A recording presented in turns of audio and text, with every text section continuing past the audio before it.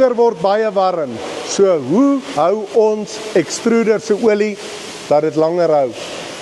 Reg.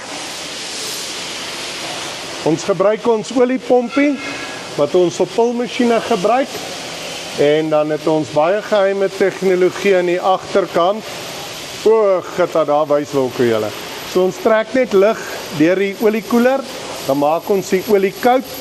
So die olie word bo in die bearing housing gesirkuleer en heeltyd pomp ons koue olie terug. Dit maak dat ons bearings baie langer hou op die pulmasjien.